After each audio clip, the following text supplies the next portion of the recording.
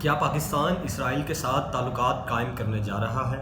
اور کیا پاکستانی پاسپورٹ پر لکھی یہ لائن یہ پاسپورٹ سوائے اسرائیل کے دنیا کے تمام ممالک کے لیے کرامت ہے ہمیشہ کے لیے ختم کر دی جائے گی؟ کیا وزیر اعظم ہاؤس میں اسرائیل کے ساتھ تعلقات قائم کرنے کے حوالے سے کوئی اہم پیش رفت ہو رہی ہے یا صرف افواہیں ہیں؟ اس حوالے سے عوام کنفیوژن کا شکار ہے۔ نریندر مودی کو UAE کا قومی اعزاز ملنے کے بعد سے پاکستان میں سماجی رابطوں کی ویب سائٹ پر یہ بحث ہو رہی ہے کہ پاکستان کو چاہیے کہ وہ اسرائیل کے ساتھ سفارتی اور تجارتی تعلقات کا آغاز کر دے۔ ایسی ہی رائے کا اظہار پاکستان کے senior anchor person Kamran Khan نے بھی کیا ہے۔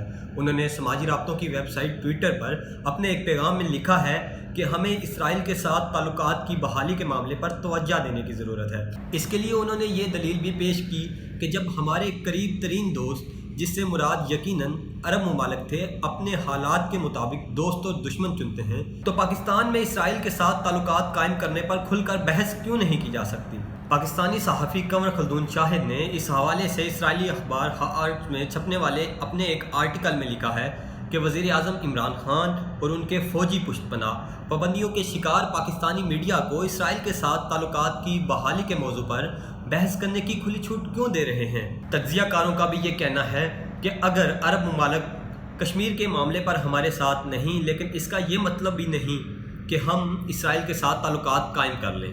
اس کا کوئی دوسرا حل بھی سوچا جا سکتا ہے۔ اگر اس مسئلے کی بنیاد کو دیکھا جائے تو پاکستان بننے کے بعد 1947 میں اسرائیل کے بانی نے قائد اعظم کو سفارتی تعلقات قائم کرنے سے متعلق ٹیلی گرام بھیجا تھا، لیکن قائد اعظم نے اس ٹیلی گرام کا کوئی جواب نہیں دیا۔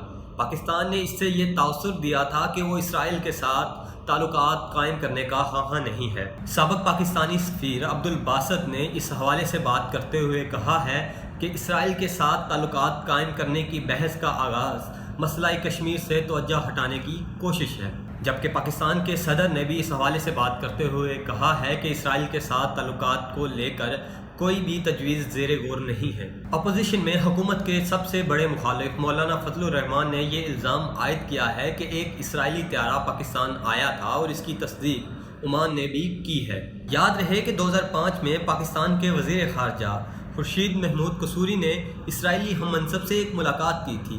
تو کیا اس واقعے کے 14 سال بعد اب اس سلسلے میں مزید کوئی پیش رفت ہونے جا رہی ہے؟ اس حوالے سے تجزیہ کاروں کا کہنا ہے کہ کیونکہ امریکہ ایران کے ساتھ جنگ کرنے کو بے چین ہے اور اس صورتحال میں اس کی کوشش ہے کہ وہ خطے میں موجود ممالک کو اپنے ساتھ ملا لے، اس لیے وہ ایران کے دشمن نمبر 1 اسرائیل کے پاکستان کے ساتھ تعلقات میں بہتری چاہتا ہے۔ پاکستان کے اسرائیل کے ساتھ تعلقات قائم ہوتے ہیں یا نہیں، اس حوالے سے ابھی کچھ کہنا قبل از وقت ہے، لیکن حکومتی اقدامات سے یوں لگتا ہے کہ دال میں کچھ کالا ضرور ہے۔